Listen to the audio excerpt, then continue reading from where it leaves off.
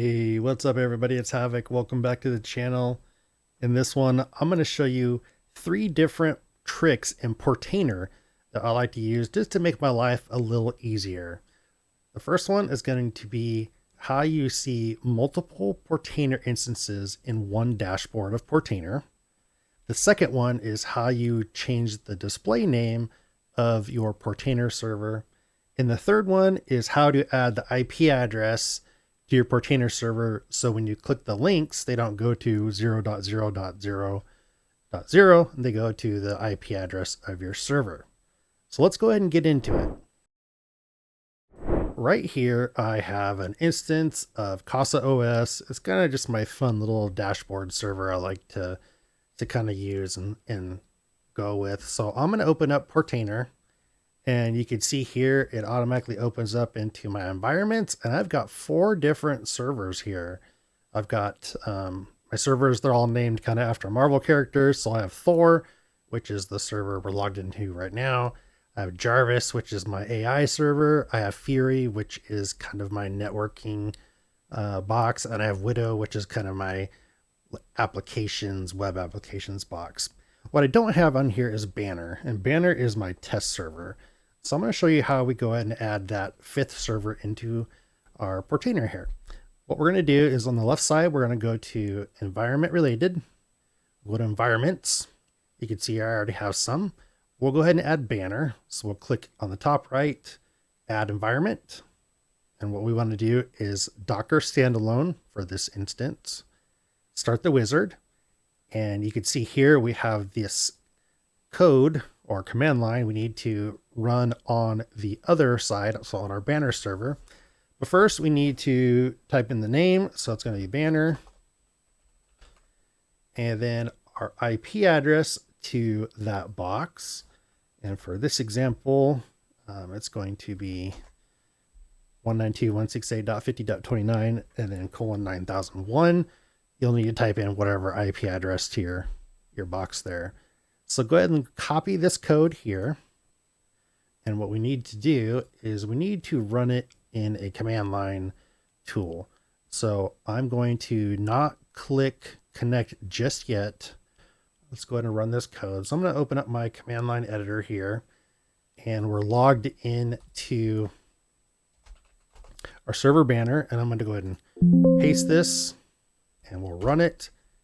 And it was that fast because it's a quick and dirty little application. What it is it's going to install the Portainer agent, as you can see right here. And then it's going to install on the host. If we do a docker ps, we can now see all of the stuff that's running on that server. It is a ton of things, but in here is going to be the agent. You can see right here. So let's go ahead and we'll click connect, and up top right here, you can see Banner is connected. So if we go back here to environments, Banner is now up here at the top, and you can see has our IP address :9000. And if we go over here to home, we can now see Banner here at the bottom of our screen. And it's up.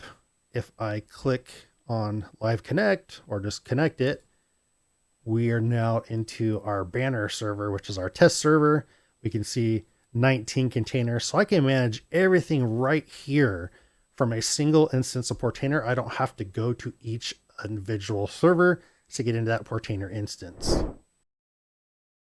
This video is powered by AnyViewer. AnyViewer is a piece of software that allows unattended remote access across all of your computers and your mobile devices.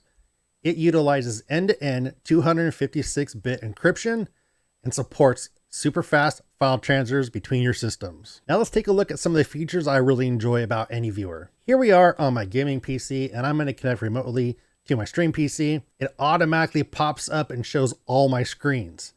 And if you don't want to show all your screens, all you have to do is the top left, you'll click on screen, and then you can choose screen 1 or screen 2. I haven't seen a piece of software that automatically gives you the full spread like that. Really cool. You have different options here for your frame rate if you want to go 60 or 30 FPS.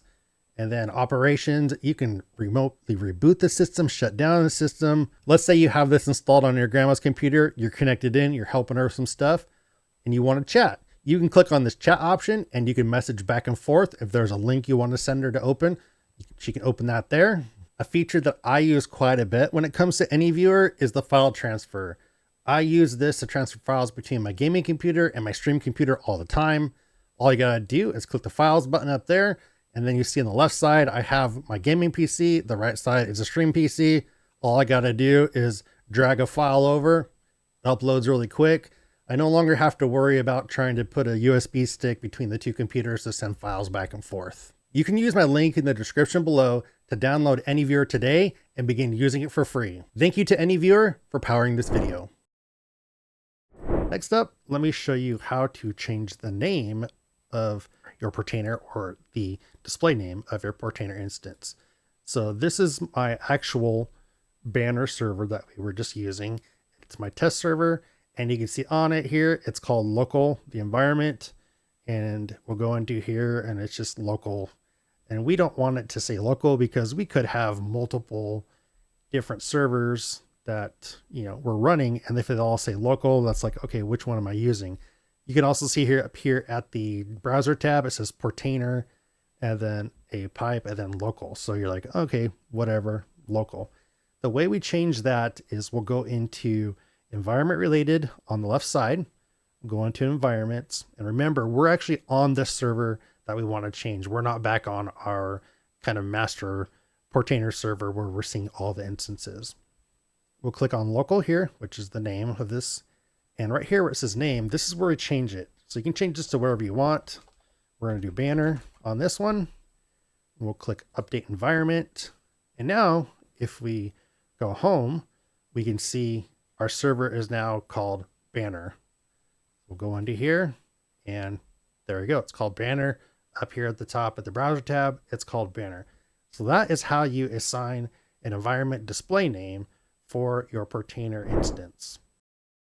And the final tip I want to show you here when it comes to working in Portainer is how to set the IP address for your Portainer instance or your Portainer server. So we'll go ahead and go into Portainer and let's go Widow because that's going to be my web applications that I use. We'll go in here and we have 4 different containers. Click containers, and let's say we want to get into the sync thing settings. So you can do here is you'll see all these ports here under published ports. And if we over here and click on the 8384, you can see it errors out because it's going to 0.0.0.0, and that's not what we want. If we hover over it, and you can barely see it, but down at the bottom left side of the screen there, it says 0.0.0.0.8384. Obviously that doesn't work. We need to have these updated with the IP address to our server. So what we're going to do is we're going to go back into environment related again, and then we'll click on our server Widow, and we need to set the public IP address, and that's going to be just the IP address to the server. So in this case, 192.168.50.17, we'll click update environment.